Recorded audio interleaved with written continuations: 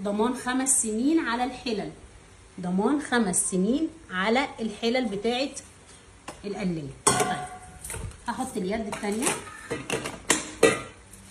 ورق الزبده اللي جاي هديه اصلا مع القلايه احطه كده، واروح جايبه الفرخه بتاعتنا متبله وتمام وزي الفل.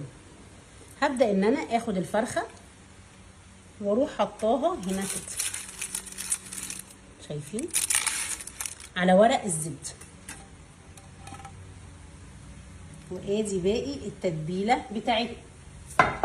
طيب كده اول مرحله تمام معانا، ان احنا حطينا ورق الزبده اللي جاي هديه مع القلايه وحطينا الفرخه بتاعتنا.